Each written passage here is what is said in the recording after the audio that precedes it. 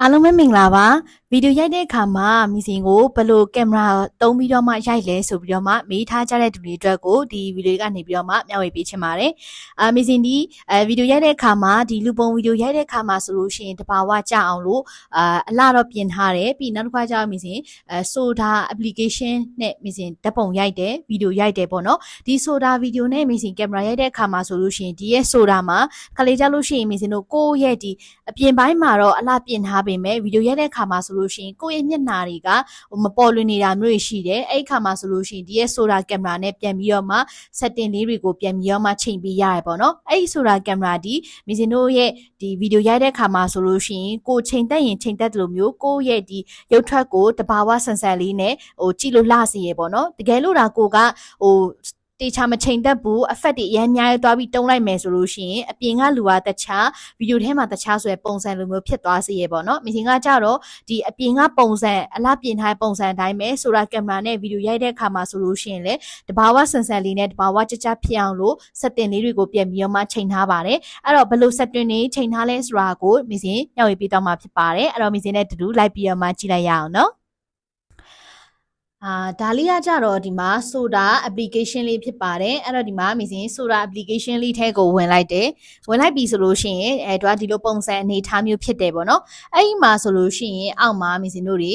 beauty ရှိတယ် filter ရှိတယ်နောက်တစ်ခု style ရှိတယ် edit ဆိုတဲ့အရာမျိုး၄မျိုးရှိရပေါ့နော်မီစင်တို့ကအသုံးပြုရမယ့်အရာဒီပထမတစ်ခုကမီစင်တို့ filter ကိုသွားပြီးအသုံးပြုမယ် filter မှာဆိုလို့ရှိရင်တော့မီစင်ကဒီရဲ့ play white ဆိုတဲ့အရာမျိုးလေးကိုသုံးတဲ့အခါမှာတော့မှတွေ့လားဒီမှာ setting ကိုမီစင်က63လောက်လေးပဲထားတယ်အရင်ကြီးအများကြီးထားလိုက်တယ်ဆိုလို့ရှိရင်လည်းတွေ့လားသူကအရင်ဖြူသွားတယ်ပေါ့နော်ကိုယ့်ရဲ့မျက်နှာအသားရည်အပြင်မှာလည်းအလောက်ကြီးကြီးအရင်ဖြူတဲ့အထက်မှာမပါနေတာဖြစ်တဲ့အတွက်ကြောင့်မလို့ဒါလေးကိုမီစင်ကပုံမှန်တဘာဝအတိုင်းလေးပဲ55အလဲလက်ပုံစံမျိုးလေးနဲ့ပဲတွားရပေါ့နော်ဒီနေရာမှာဆိုလို့ရှိရင်ကိုကဒီ fader လေးတွေကိုပေါ့နော်ကိုရိုက်မဲ့နေရာပုံစံအနေထားနဲ့မူတည်ပြီးတော့မှ fader လေးတွေကိုပြန်ပြီးရွေးချယ်ပါမီစင်က play white သုံးနေဆိုတိုင်းကိုကလိုက်ပြီး play white လိုက်သုံးစရာမလိုပေါ့နော်ဘာလို့လဲဆိုတော့လူတယောက်နဲ့တယောက်ကဖုန်းကင်မရာချင်းတွေလည်းမတူညီဘူးနေရာအနေထားတွေကလည်းမတူညီဘူးအသားအယောင်ပုံစံတွေကအစအလင်းအမောင်တွေကအစမတူညီတာဖြစ်တဲ့အတွက်ကြောင့်မလို့မီစင်က black white နဲ့သုံးတာအဆင်ပြေပေမဲ့တခြားတော့တူတွေကလည်းအဆင်ပြေချင်းမှပြေမယ်အဲ့တော့ကိုနဲ့ကိုက်ညီတဲ့ဒီရဲ့ fader လေးတွေကိုတစ်ချက်ချင်းစီရွေးပါဘယ်လိုပြောမလဲအဆုံးထိဘယ်လိုပြောမလဲနံပါတ်အဆုံးထိတွားရင်ကိုနဲ့ပို့ပြီးကြည့်လို့အဆင်ပြေလားနံပါတ်အလဲလက်ဆိုလို့ရှိရင်ကိုနဲ့ကြည့်လို့အဆင်ပြေလားဆိုတာကိုကိုပါနေကိုပြန်ပြီးတော့မှချိန်ကြီးရမယ်ပေါ့နော်ဒီမှာဆိုလို့ရှိရင်ဒါ fader ပြီးသွားပြီဆိုလို့ရှိရင်ဒီမှာbeauty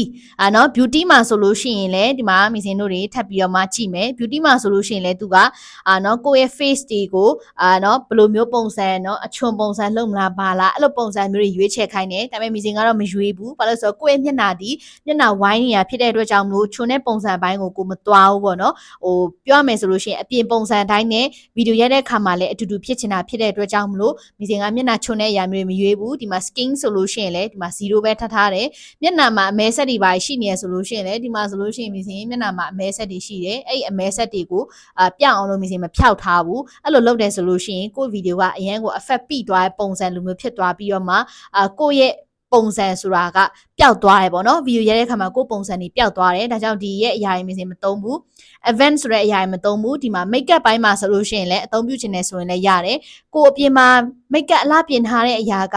ဗီဒီယိုရိုက်တဲ့အခါမှာမပေါ်လွင်ဘူးဆိုလို့ရှိရင်ဒီမှာနှာခမ်းနှစ်အရောင်တွေရွေးလို့ရတယ်ပါးနှစ်အရောင်လေးရွေးလို့ရတယ်တကယ်လို့ကိုကအလားမပြင်တတ်ဘူးဆိုလို့ရှိရင်လည်းဒီ Soda application မှာအလားပြင်ပြီးတော့မှဗီဒီယိုရိုက်လို့ရတယ်ဒီမှာဆိုလို့ရှိရင်မင်းက lip color ကအပြင်မှာလဲစိုးထားတယ်ဒါပေမဲ့ဗီဒီယိုရိုက်တဲ့အခါမှာအရောင်ကမပေါ်လွင်တာဖြစ်တဲ့အတွက်ကြောင့်မို့ဒီမှာမင်းက80လောက်ထိထားတယ်မကြည့်အရောင်ကအရန်ကိုယော့သွားရပေါ့နော်အဲ့တော့ဒီမှာဆိုလို့ရှိရင်နည်းနည်းလေးနှခမ်းနီလေးတောင်းလို့ဆိုပြီးတော့မှ90 60 80လောက်လေးကိုမီစင်ကအသုံးပြုထားတယ်ပြီးသွားပြီဆိုလို့ရှိရင်နောက်တော့အယောင်လေးပြန်ပြီးတော့မှရွေးချယ်လို့ရတယ်မီစင်တို့က free အသုံးပြုမှာဖြစ်တဲ့အတွက်ကြောင့်မလို့ free တွေကိုပဲရွေးချယ်ပါအပေါ်မှာဆိုလို့ရှိရင် VIP ဆိုတဲ့အရာတွေပါတယ် VIP ဆိုတဲ့အရာကြတော့ပတ်စံပေးချေရတယ်ပေါ့နော်ကိုကဒီ application ကိုဝယ်ပြီးတော့မှအသုံးမပြုဘူးဆိုလို့ရှိရင် free ပါတဲ့အရာတွေကို down ပြီးတော့မှအသုံးပြုစေခြင်းနဲ့ဒီမှာနှခမ်းနီတွေเนาะ highlight တွေရှိတယ်เนาะဘယ်လိုပြောမလဲမြက်ဗာလဲ မင်းတို့မျက်တောင်အတူတက်ဖို့ဟာဒီကောမျက်ခုံမွေးဆွဲဟာတော့ eyeliner ရောမဆွဲတတ်ဘူးဆိုလို့ရှိရင်လုပ်လို့ရတယ်ပေါ့နော်ဒီရဲ့ setting လေးကိုပဲမင်းကချိန်ပြီးတော့မှရိုက်ထားဖြစ်ပါတယ်ဒါဆိုလို့ရှိရင်တော့ကိုယ့်ရဲ့ပုံစံဟာတဘာဝလည်းကြတယ်အပြင်မှာလည်းဒီလိုပုံစံအတိုင်းပဲဒီလိုအသားရည်မျိုးဖြစ်တာဖြစ်တဲ့အတွက်ကြောင့်မလို့ဗီဒီယိုရိုက်တဲ့အခါမှာဆိုလို့ရှိရင်လည်းတဘာဝကြနဲ့ပုံစံလေးကထွက်လာတာဖြစ်တယ်ပေါ့နော်အဲ့တော့ဒီ soda application နဲ့စမ်းရိုက်ကြည့်ပါတချို့ကြလည်းဒီ soda application နဲ့အဆင်မပြေဘူးcap တို့ရှိတယ်နောက်တစ်ခါကျတော့beauty cam တို့တွေရှိတယ်အဲ့ဒီအရာမျိုးတွေနဲ့တုံးပြီးရိုက်ကြတယ်ပေါ့နော်အဲ့တော့စမ်းပြီးတော့မှရိုက်ကြည့်ပါစမ်းပြီးရိုက်လို့ကိုနဲ့ကြည့်လို့လာတယ်ရုပ်ထွက်လာတယ်ဗီဒီယိုရိုက်ရတာလည်းအဆင်ပြေတယ်တဘာဝကြတယ်ဆိုတော့ application ကိုရွေးချယ်ပြီးတော့မှအသုံးပြုစီချင်ပါတယ် soda application ကိုအသုံးမပြုကြည့်ရသေးဘူးဆိုလို့ရှိရင်တော့စမ်းသုံးကြည့်ပါလို့ဒီရဲ့ဗီဒီယိုကနေပြီးတော့မှမျှဝေပေးချင်ပါတယ်ဖုန်းနဲ့ဓာတ်ပုံနဲ့ဗီဒီယိုတွေကိုဘယ်လိုမျိုးအလွယ်တကူသိဖြတ်ရမလဲဆိုတာကိုမျှဝေပေးနေတဲ့မီစီမဲဖြစ်ပါတယ်ကျေးဇူးတင်ပါတယ်